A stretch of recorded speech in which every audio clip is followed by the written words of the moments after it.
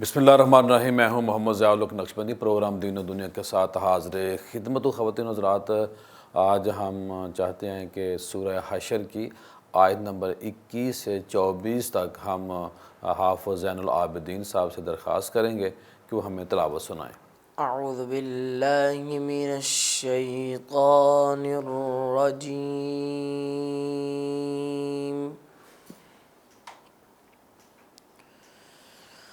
بسم اللہ الرحمن الرحیم۔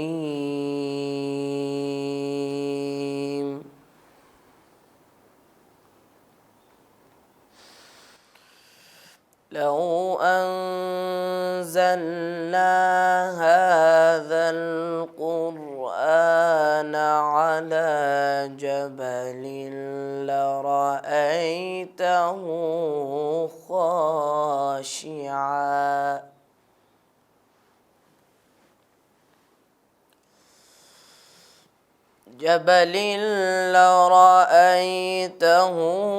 خاشعا متصدعا من خشية الله،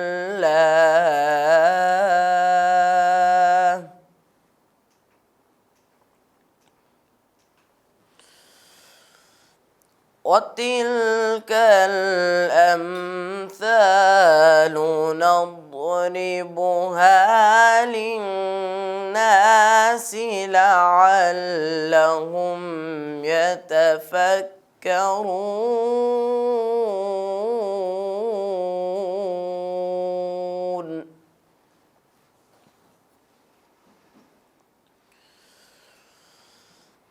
هو الله الذي لا إله إلا هو، عالم الغيب والشهادة،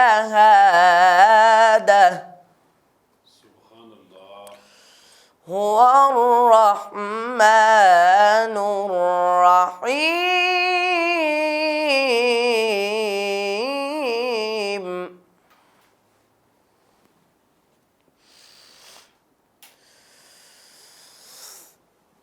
هو الله الذي لا إله إلا هو، عالم الغيب والشهادة،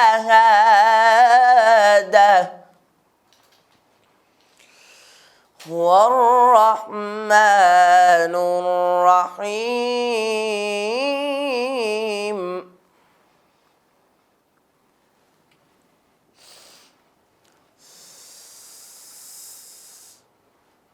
هو الله الذي لا إله إلا هو، عالم الغيب والشهادة، هو الرحمن الرحيم.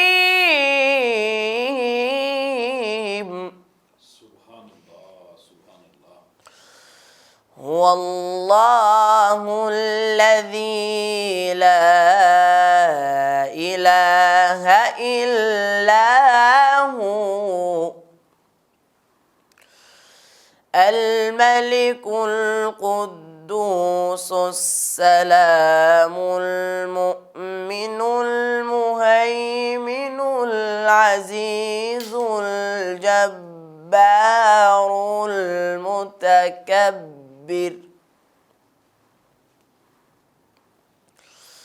سبحان الله عما يشركون.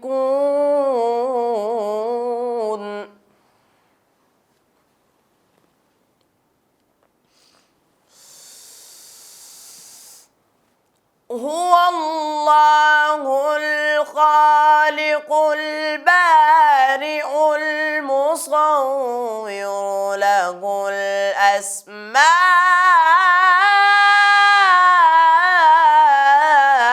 الحسنى،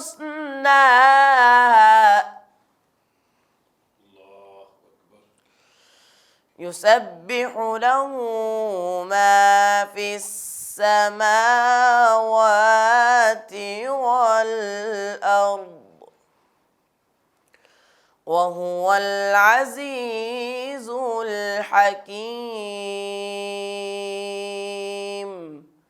صدق الله العظيم وصدق رسوله النبي الكريم الأمين۔ خواتین و حضرات، ماشاءاللہ آپ نے تلاوت قرآن حکیم سنی۔ اب ہمارے 3 خوبصورت مہمان ہیں جن کا بہت بڑا نام ہے اور مقام ہے۔ میری مراد مفتی شاہد محمود مدنی صاحب، کنز الایمان بیکن سکول سسٹم آپ نے سن رکھا ہے۔ 100 کے قریب برانچ پہنچ چکی ہیں، صرف 2 برانچز کم رہ گئی ہیں، انشاءاللہ وہ بھی مکمل ہوگی۔ آسرا فاؤنڈیشن کے بھی چیئرمین ہیں، بڑے لیول پہ بہت زیادہ کام کر رہے ہیں۔ اسلام آباد میں برانچز کا نیٹ ورک ہے، خیبر پختونخوا کے اندر ہے، پنجاب کے اندر ہے۔ اللہ نے ان کے اوپر بڑا فضل و کرم فرمایا ہے۔ دوسرے ہمارے مہمان ہیں رضا الرحمان صاحب، ماشاءاللہ کینیڈا، امریکہ نیٹو سکول کے ہیڈ ہیں، انچارج ہیں، ماشاءاللہ بہت بڑا نیٹ ورک ہے اور ایجوکیشن پہ ہمیشہ بولتے ہیں، لکھتے ہیں، لگن اور تڑپ رکھتے ہیں اور ایک ہی انہوں نے ڈومین کو اپنائے ہوئے ہے، اس میں ماشاءاللہ کامیاب جا رہے ہیں۔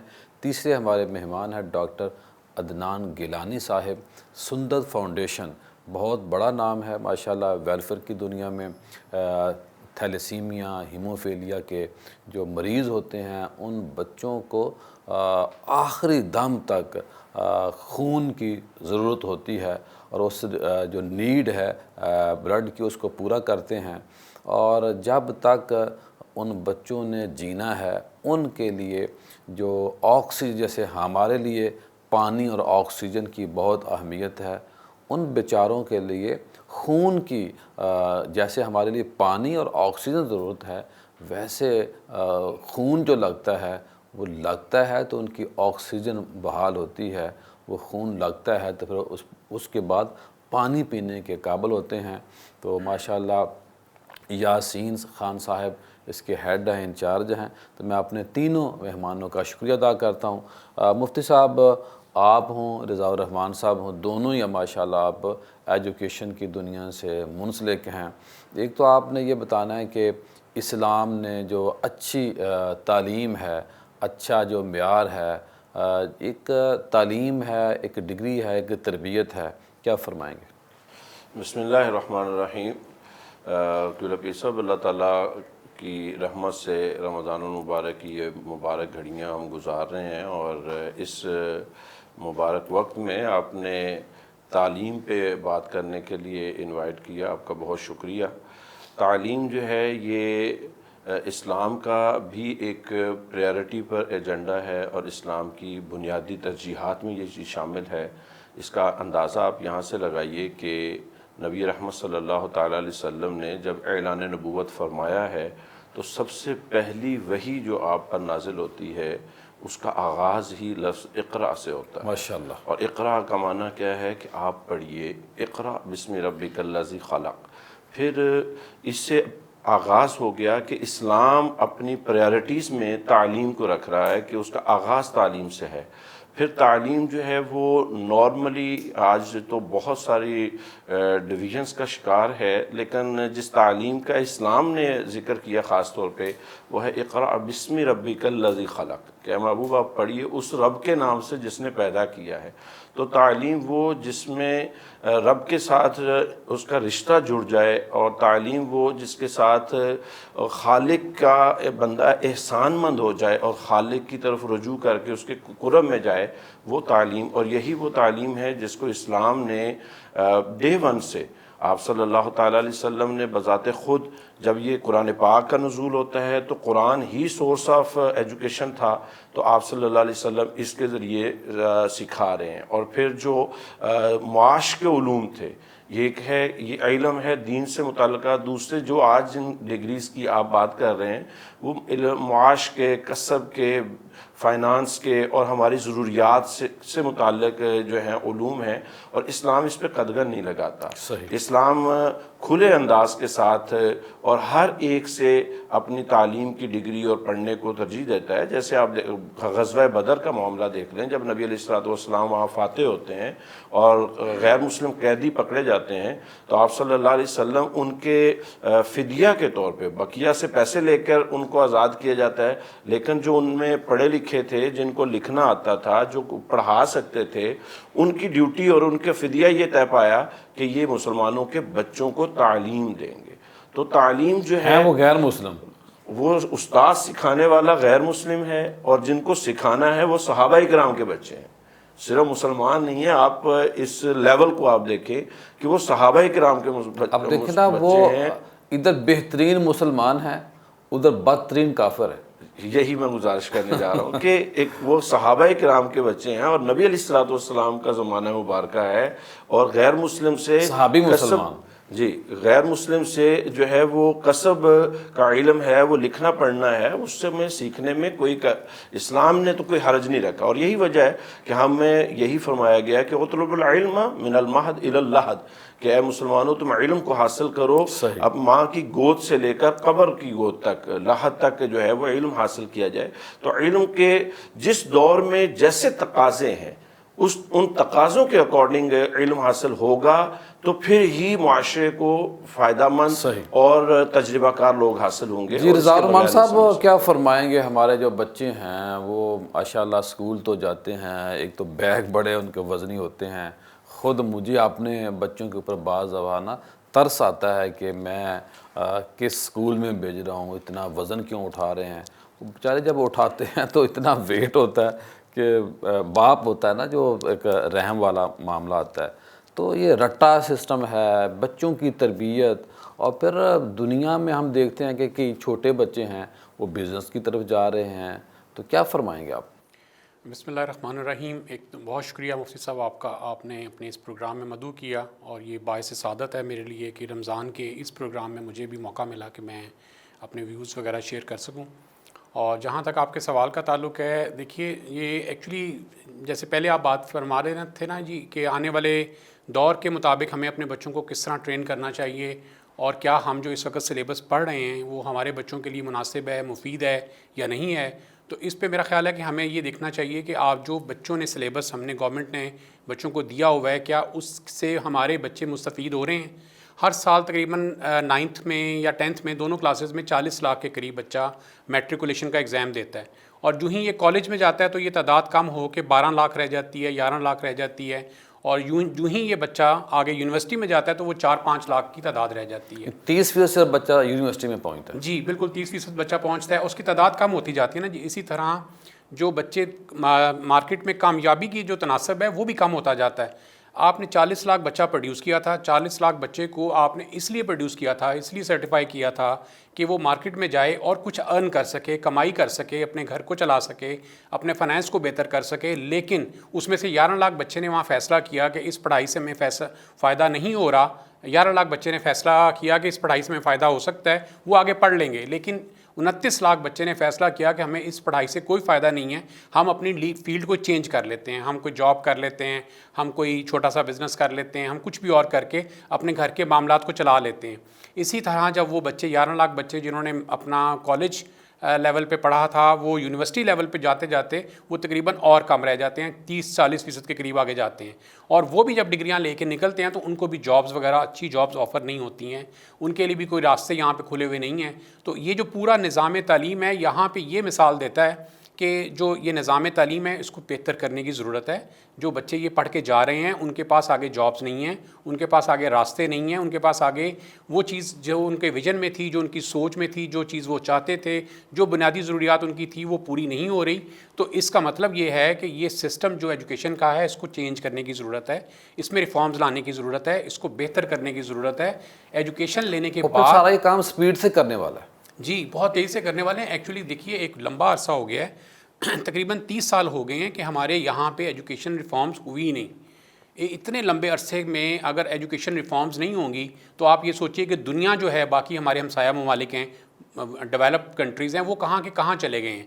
تو یہ جو سارا اس کا اثر ہے وہ ہمارے آنے والے جنریشنز کے اوپر ہوتا ہے, جن کی بہت ساری امیدیں ہوتی ہیں, جنہوں نے بہت سارے خواب دیکھے ہوتے ہیں, جنہوں نے سوچا ہوتا ہے کہ ہم بھی اپنی فیملی کو سپورٹ کر سکیں گے, ہم اپنی فیملی کے لیے بہتر روزگار حاصل کرنے کے بعد ان کو ان کے اس سٹیٹس سے نکالیں گے جس سٹیٹس میں وہ پہلے رہ رہے ہیں اور بہتری کی طرف جائیں گے. تو وہ جب یہ سب کچھ نہیں کر پاتے تو وہ مایوس ہوتے ہیں, ان کے لیے پریشانی بڑھتی ہے, ان کے لیے آگے جو سوچنے کی صلاحیت ہے وہ بالکل میرا خیال ہے کہ بعض لوگوں کو تو میں نے دیکھا ہے ان کی امیدیں ختم ہو جاتی ہیں. تو امید ختم ہو جانا میرا خیال ہے کہ یہ تو اسلام میں اس کی اللہ تعالیٰ نے تو کہا ہے ہمیشہ مجھ سے امید رکھو اور میں جب چاہوں جیسے چاہوں آپ کو بہتر کر سکتا ہوں. تو جب امید ٹوٹ جائے تو اس کا مطلب انسان اپنی آخری سٹیج پہ پہنچا ہوتا ہے. اللہ رحم تو میرا خیال ہے کہ آپ کو ہمیں اپنے دنیا امید پہ قائم ہے. جی دنیا امید پہ قائم ہے. ہمیں اپنے سسٹم کو بہتر کرنے کے لیے ایجوکیشن ریفارمز کی بڑی ضرورت ہے, اور آج کے دور کے مطابق جو دنیا بھر میں ایجوکیشن چل رہی ہے, آج اے آئی کا دور ہے, آج انٹرپرینورشپ کا دور ہے, ہمیں اس کے مطابق اپنے بچوں کو تعلیم دینی چاہیے. خواتین حضرات یہاں بریک لیتے ہیں اور بریک کے بعد دوبارہ ملتے ہیں.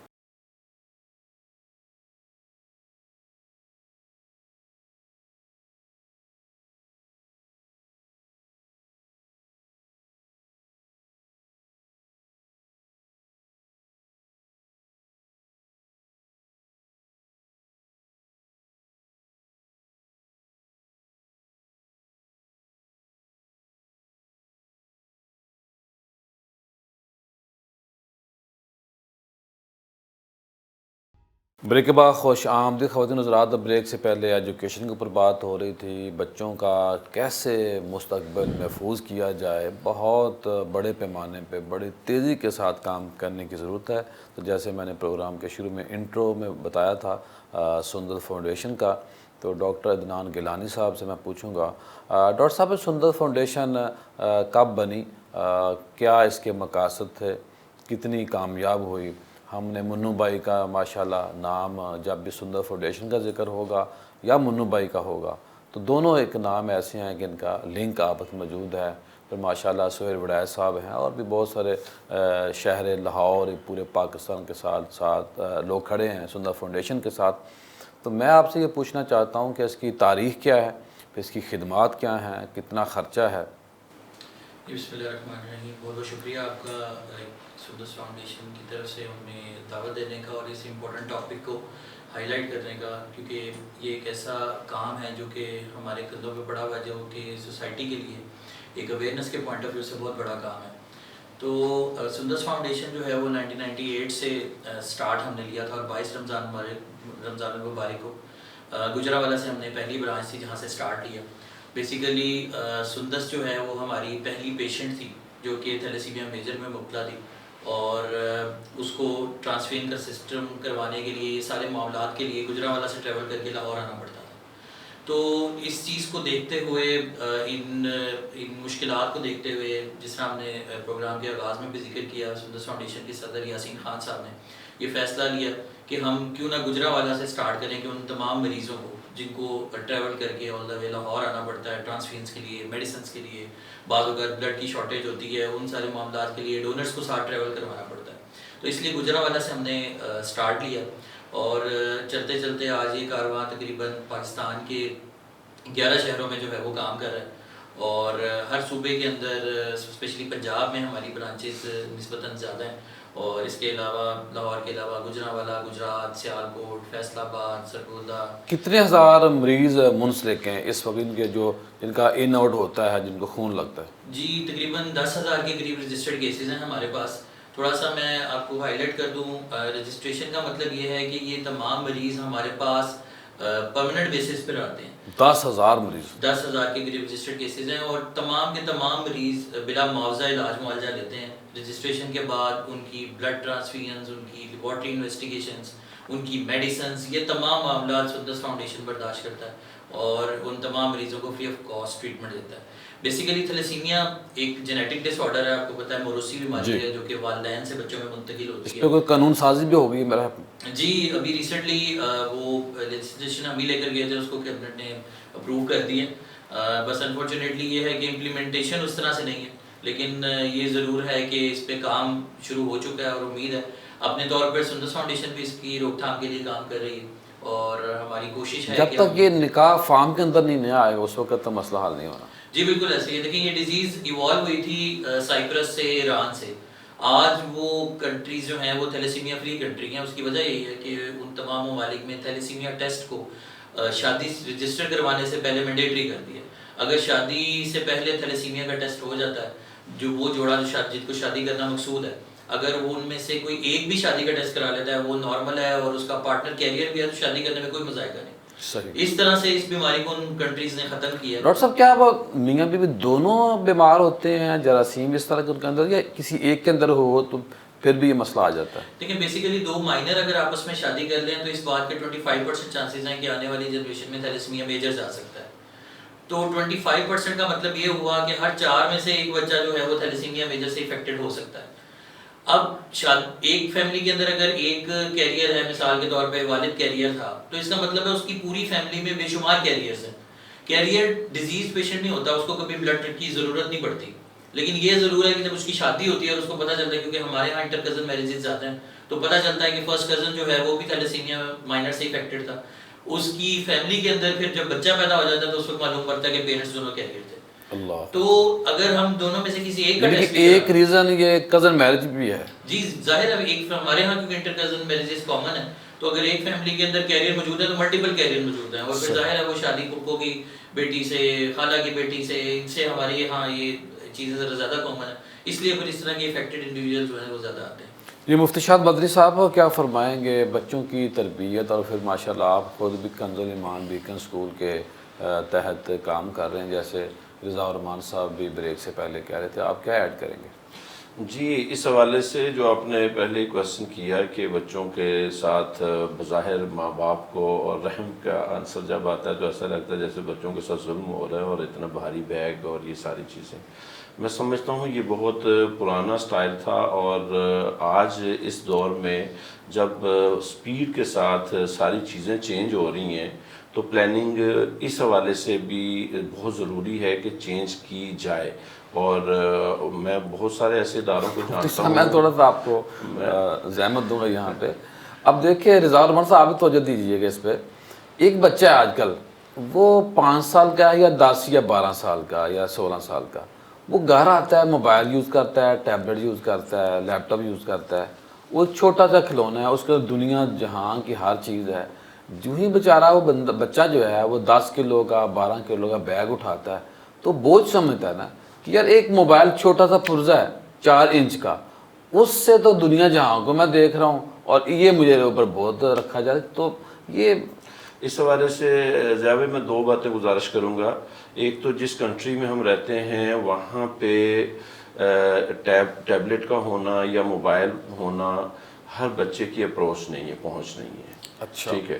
جیسے لاسٹ 2 ایئر بیفور جو ہے وہ جب کرونا کا معاملہ چلا تھا تو اس وقت ہم نے ساری بچوں کو آن لائن اسٹڈی دینے کے لیے بہت ایفرٹ کی. لیکن جس گھر میں 2 سے 4 بچے ہیں اور ان میں ایک موبائل ہے تو ہم یہ نہیں کہہ سکتے کہ یہ وہاں پہ سارا کچھ ہی امپلیمنٹ ہو سکتا ہے. لیکن اس کا ایک سیکنڈ حل یہ ہے، جیسے جس پہ میں بات کرنا چاہ رہا تھا کہ میرے جیسے رضا صاحب ہیں یا دیگر ٹیچر ہیں، پیرنٹس ہیں، سب کو اندازہ ہے کہ ہر بچہ ہر کتاب روز نہیں پڑھتا.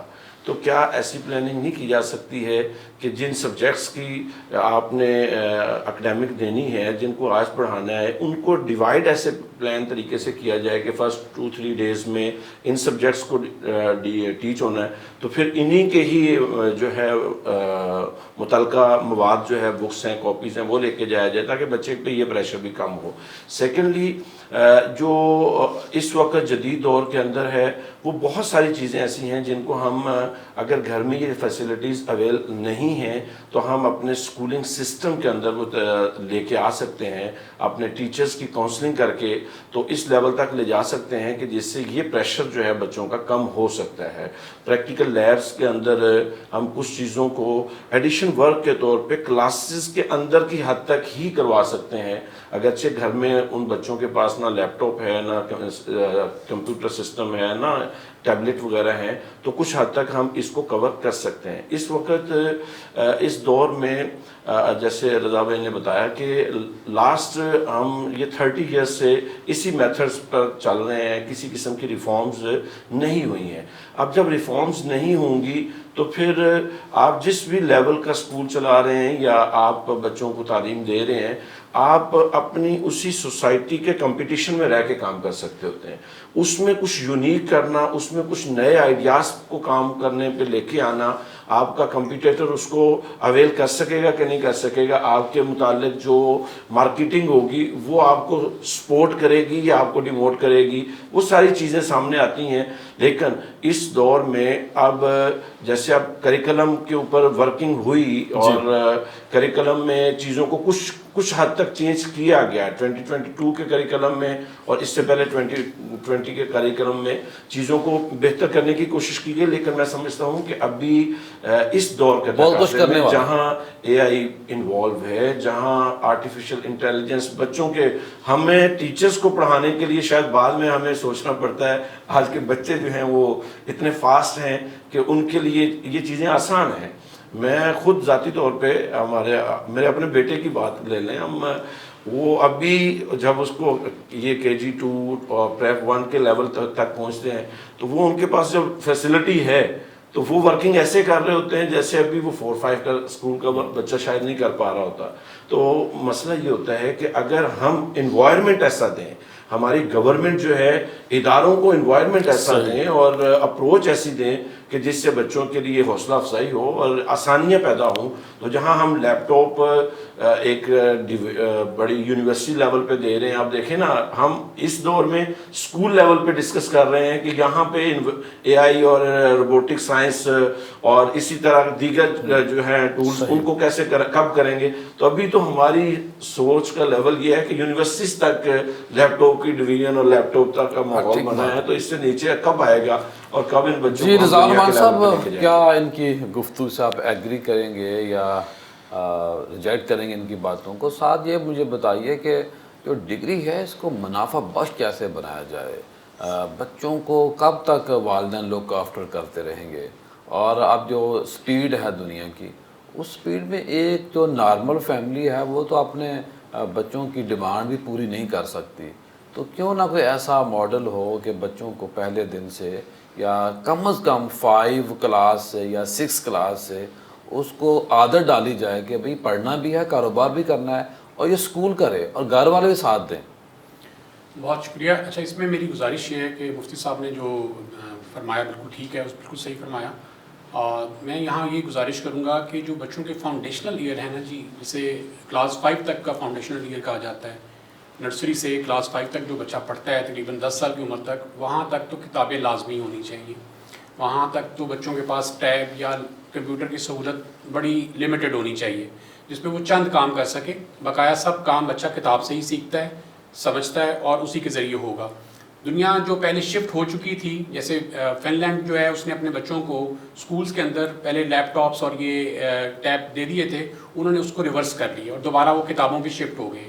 تو کتابوں کے ساتھ جو تعلق بچے کا ہے یا کلاس 5 تک کے بچے کا, یہ تو بہت اہم ہے. لیکن اگر ہم اس کو یہ دیکھیں کہ میری طرح کا جو بندہ ہے وہ بھی کتاب سے جب سیکھتا ہے یا پڑھتا ہے تو وہ اس کو زیادہ پائیدار علم ملتا ہے. اور باقی بھی اگر ہم سارا دیکھ لیں, باقی لوگ بھی اپنے اوپر ایکسپیریمنٹ کریں تو انہیں لگے گا جو کتاب سے پڑھا ہوا ہوتا ہے وہ آپ کے برین میں زیادہ دیر تک سٹور رہتا ہے, زیادہ دیر تک آپ اس سے مستفید رہتے ہیں اور اس سے زیادہ فائدے حاصل کرتے ہیں. تو کتاب کا ہونا بچے کے لیے لازمی ہے. ہاں, یہ بات آپ کی بالکل بجا ہے کہ اتنے بڑے بیگ, اتنے وزنی بیگ, اس کے اوپر غور کرنے کی ضرورت ہے. یہ جو بچوں کو اتنا زیادہ سلیبس, کہ جو جس دن جو اسٹڈی ہونی ہے وہ بکس لے لی جائے, یہ بہت اچھا آپ نے فارمولہ بتایا ہے. اور اس طرح ہوتا بھی ہے بہت سارے اسکولز میں کہ سلیکٹڈ سبجیکٹس جاتے ہیں اور اسی کے متعلق اسٹڈی ہوتی ہے. لیکن میں یہاں پہ یہ عرض کروں گا کہ دیکھیے جو ہماری 1 کلاس کا سلیبس پنجاب گورنمنٹ نے بنایا ہوا ہے اس میں تقریباً 1100 صفحات ہیں. 1100 صفحات ایک 6 سال کا بچہ نہیں پورے پڑھ سکتا. یعنی اس کا مطلب یہ ہے کہ وہ بہت زیادہ ہیں تعداد میں. اس تعداد کو کم کیجئے, اس لوڈ کو کم کیجئے. ایک کتاب کے اندر 70 صفحات ہیں اردو کی کتاب میں, انگلش کی کتاب میں 110 ہیں. 110 صفحات ایک بچہ نہیں پڑھ سکتا. اگر آپ اس کو پورے سال پہ ڈیوائڈ کر لیں تو بچے عمومی طور پہ اسکول 150 سے 180 دن آتے ہیں. تو روزانہ کے 5 صفحات پڑھنے اور پڑتے ہیں. سب سے اس کو چھٹیاں جو پڑھنا- اسکولوں میں ہوتی ہیں. جی چھٹیوں کا تو ایک علیحدہ ٹاپک ہے پورا. یہاں پہ اپنا پچھلی میں بات مکمل کر دوں کہ 150 صفحات ڈیلی بچے کو پڑھنا، انڈرسٹینڈ کرنا، اس کے اوپر انالائز کرنا، اس کو کریٹ کرنا، یعنی اس کے اندر کریٹیوٹی ڈیولپ کرنا، یہ بہت مشکل کام ہے. یہ پاسبل نہیں ہے 6 سال کے بچے کے لیے، بالکل بھی پاسبل نہیں ہے. تو برائے کرم گورنمنٹ کو اس کو ریسٹرکچر کرنا چاہیے، اس کو ری پلان کرنا چاہیے. اور وہ جو کتاب ہے یعنی 1050 صفحات ہیں پورے سلیبس کے اندر، اس کو کم کر کے 400-500 صفحات پہ لے کے آنا ہے. اور وہ لے کے آنا ہے جو جدید دور کے مطابق ہے، جو پوری دنیا میں اس وقت پڑھایا جا رہا ہے. دیکھیں آج کا بچہ قدرتی طور پہ بھی بہت انٹیلیجنٹ ہے، صحیح. اس کے پاس بہت نالج ہے، وہ بہت جلدی ڈیسائیڈ کرتا ہے، وہ بہت کلیئر ڈیسائیڈ کرتا ہے. وہ ایک زمانہ ہمارا تھا جہاں ہم اپنے والدین کے اشاروں کے منتظر ہوتے تھے، یا ان سے نیکسٹ جو آرڈرز ہیں وہ لینے کے منتظر ہوتے تھے. آج کے بچے کے پاس اتنی صلاحیت موجود ہے کہ وہ کوئی بات سنتا ہے تو وہ اپنا ڈیسیژن کر سکتا ہے. وہ کوئی سٹوری بک سنتا ہے، اس میں فوری بتا دیتا ہے اس کے نتائج یہ ہوں گے، اس کے رزلٹس یہ آ سکتے ہیں. وہ کوئی میتھ کی ایک ایکویشن سنتا ہے، وہ 2-3 اس سے ڈیولپ کر لیتا ہے. تو یہ جو آج اللہ نے ان بچوں کو صلاحیت دی ہے، اس کا بھرپور فائدہ اٹھانا چاہیے. آج کی صلاحیت یہ بات کی نشاندہی کرتی ہے کہ آپ کے بچے بہت کریٹیو ہیں، آپ کے بچے پرابلم سالور ہیں، آپ کے بچے جو ہیں وہ نئی طرح کی سوچ کے حامل ہیں، اور اس سوچ کو ہی ان کے اوپر امپلیمنٹ کیا جائے، بجائے اس کے کہ وہ جو 40-50 یا 100 سال پرانا کریکولم اور وہی رٹا سسٹم اور وہی دوبارہ یاد کرنا، میمورائزیشن اور گریڈنگ سسٹم، اور اس کے بعد بچوں کی پوزیشن آ گئی ہے. اور یہ پورا جو نظام ایک بنایا گیا ہے، اس کو ٹوٹل شفٹ کرنے کی ضرورت ہے اور آج کے بچے کے عین مطابق بنانے کی ضرورت ہے. اس میں مفتی صاحب جو آپ کا دوسرا سوال تھا نا جی، وہ بھی بڑا امپورٹنٹ ہے.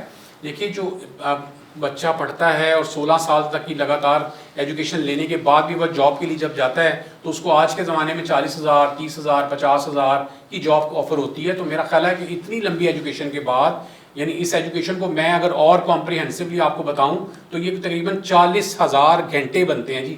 40,000 گھنٹے بچہ جب پڑھتا ہے، ایک ایکسرسائز کرتا ہے، ایک نالج کی آپ کہہ لیجئے کہ پوری 40,000 گھنٹے 40,000 گھنٹے. میٹرک تک 20 سے 22,000 گھنٹے ہیں جی، اور میٹرک سے آگے آپ دوبارہ 18,000 گھنٹے لگا لیں. اتنا زیادہ جب بچہ پڑھتا ہے، ابھی چھٹیاں آپ نے شامل نہیں کی اس میں؟ نہیں سر، میں نے صرف اسکول کے آرس، کالج کے آرس، بچوں کے پڑھنے کے آرس شامل کیے ہیں، باقی نہیں. 8 گھنٹے ڈیلی بسنت اس میں شامل نہیں ہے، کچھ بھی شامل نہیں ہے. 150 دنوں کو 8 گھنٹوں سے ملٹیپلائی کر لیں، اس کو 16 سال سے ملٹیپلائی کر لیں، یہ 40,000 گھنٹے بنے گے. خواتین حضرات یہاں بریک لیتے ہیں اور بریک کے بعد دوبارہ ملتے ہیں.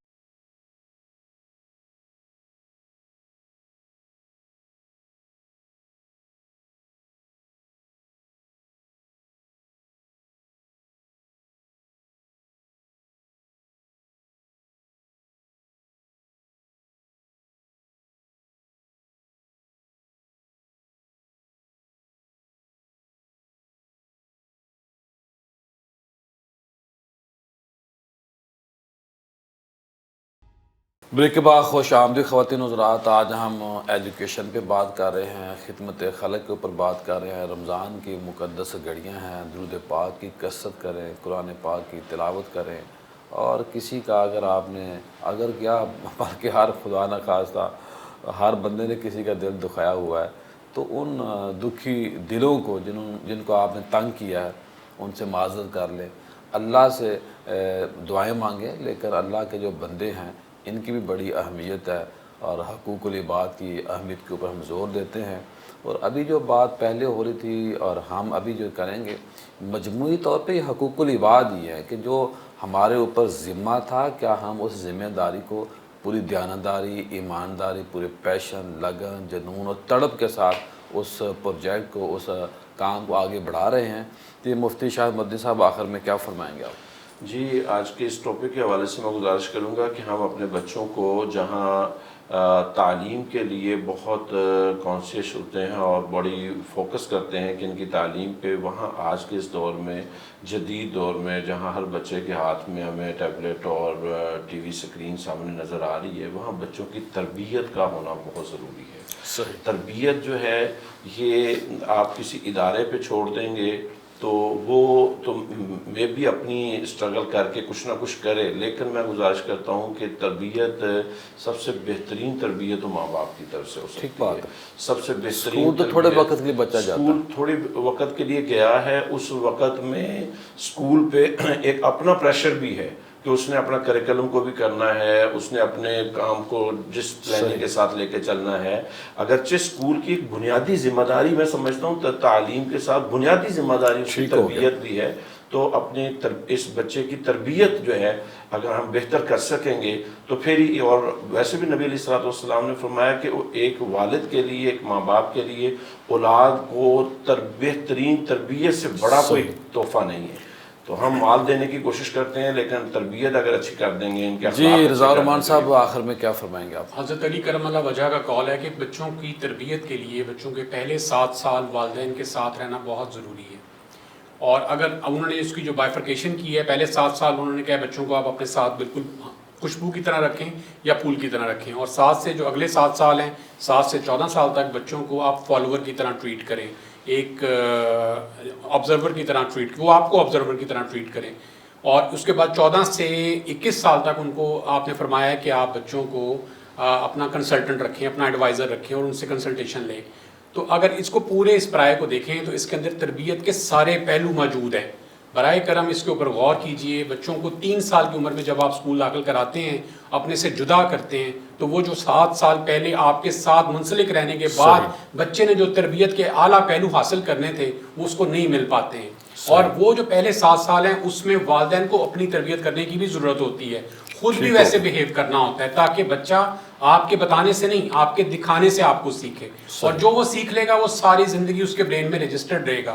نیورو سائنس کی جو نئی ریسرچ آئی ہے اس نے اس بات کی تصدیق کی ہے, حضرت علی کرم اللہ وجہ کی اس بات کی 100% تصدیق کی ہے کہ جو بچے کے پہلے 7 سال ہیں اس میں برین کا 90% حصہ ڈیولپ ہو جاتا ہے, یعنی آپ کے برین نے 90% نشو و نما کر لی ہے. اور اگر والدین نے وہاں تک نشو و نما کر دی ہے تو اس کا مطلب ہے سوسائٹی کے لیے ایک بہترین انسان کو انہوں نے تیار کر دیا ہے. تو برائے کرم اس کے ان کے اوپر غور کرنا ہم سب کا فرض ہے اور اس کے اوپر غور کرنا چاہیے, اور اپنے بچوں کی تربیت کے وہ معیار جو ہمیں نبی کریم صلی اللہ علیہ وسلم نے فرمائے ہیں یا ہمارے بزرگوں نے فرمائے ہیں اس کو پورا کرنے کی. جی گیلانی صاحب کیا فرمائیں گے آخر میں؟ سندر فاؤنڈیشن کا کتنا سالانہ بجٹ ہے؟ ہم یا ہمارے جو دیکھنے والے ہیں کیسے تعاون کر سکتے ہیں؟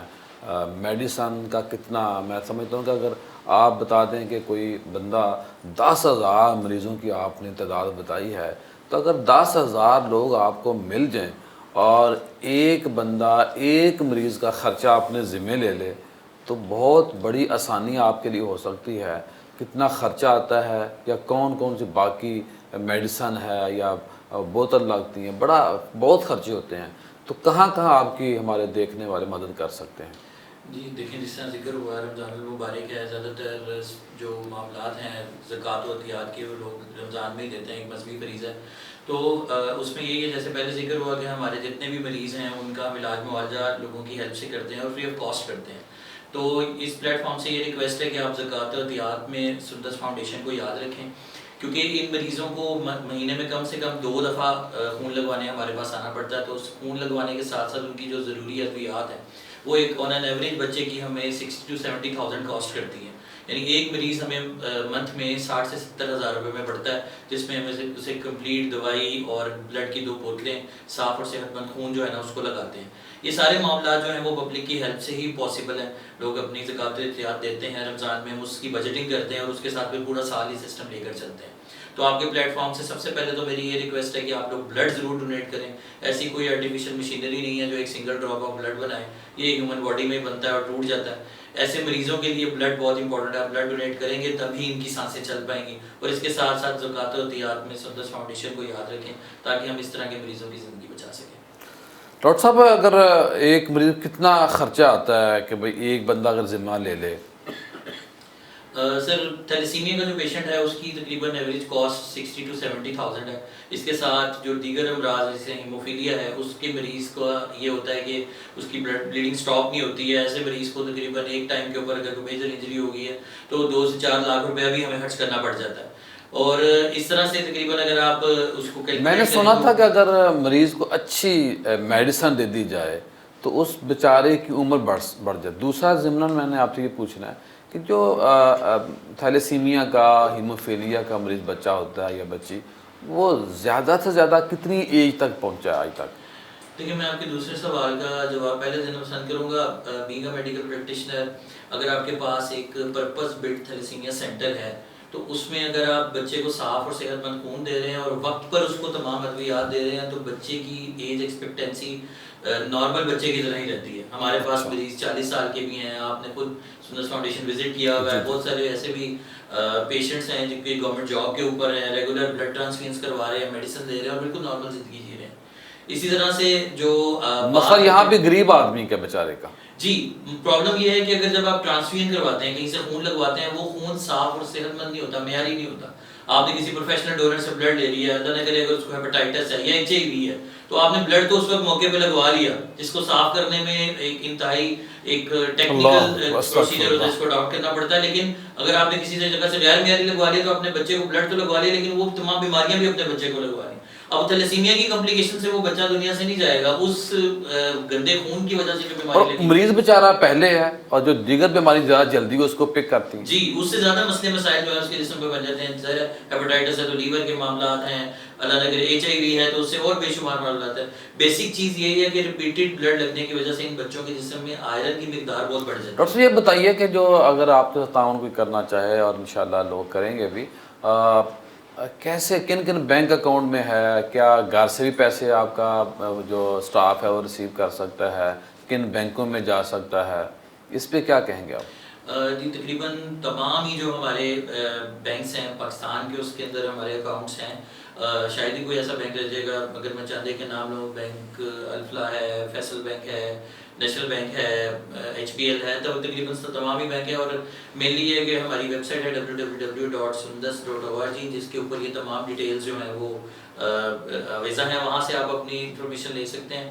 اور اس کے علاوہ اگر آپ ڈور سٹیپ پہ جاتے ہیں، آپ سے کلیکشن کی جائے تو اس کے لیے بھی ہماری نمائندہ جو ہے، آپ اگر ٹیلی فونیکلی رابطہ کریں تو وہ آپ کے پاس آ کے وزٹ کر لے گا اور آپ کو رسید دے کے ڈونیشن ریسیو کر لے گا.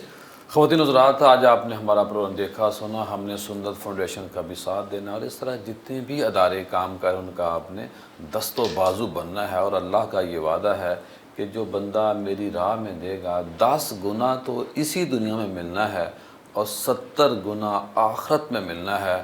اور میرا اللہ چاہے تو وہ دنیا میں بھی 70 گنا دے سکتا ہے. وہ مالک ہے، وہ پالن ہار ہے، صرف ہمیں دینے والا بننا چاہیے. کل دوبارہ آپ سے ملاقات ہوگی. السلام علیکم.